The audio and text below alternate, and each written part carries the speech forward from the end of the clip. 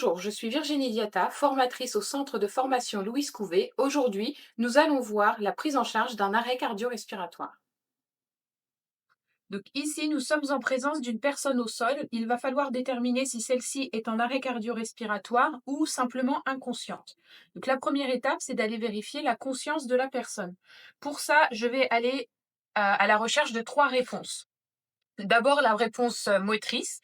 Je vais lui demander de me serrer les mains. Donc, madame, si vous m'entendez, serrez-moi les mains. Ouvrez les yeux, répondez-moi. Elle ne répond à aucun de ces trois ordres, elle est donc inconsciente. Je vais maintenant aller chercher à savoir si elle respire ou non. Pour cela, j'observe sa poitrine, son thorax pendant 10 secondes. 1, 2, 3, 4, 5, 6, 7, 8, 9, 10. Je n'observe aucun mouvement, la patiente est donc en arrêt cardio-respiratoire. La première étape, après le constat de l'arrêt cardio-respiratoire, va être l'alerte. Il va falloir alerter les secours, mais aussi alerter les collègues pour ne pas se retrouver seul face à la situation.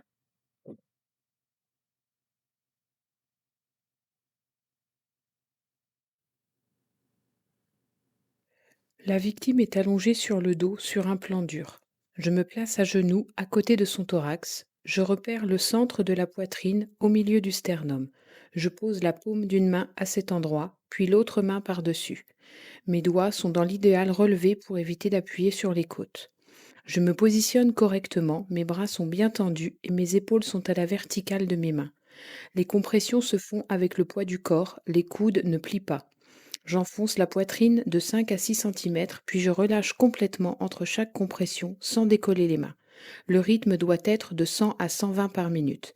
Je poursuis les compressions sans interruption jusqu'à l'arrivée des secours ou la mise en place du défibrillateur.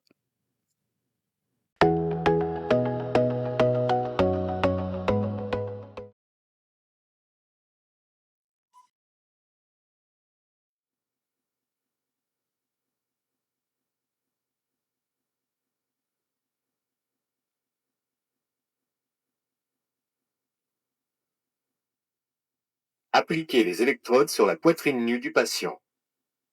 Branchez le connecteur des électrodes à côté du voyant clignotant.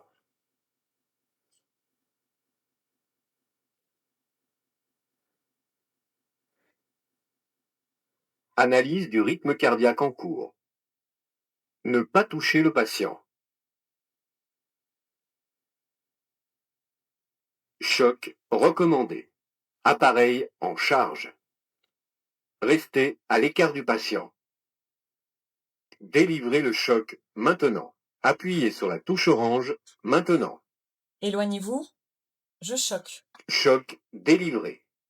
En pause. Commencez la RCP.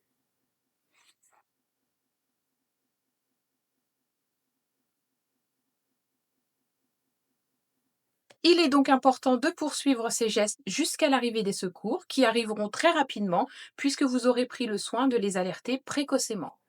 Je vous remercie d'avoir suivi cette vidéo et vous dis à bientôt pour de nouveaux gestes qui sautent.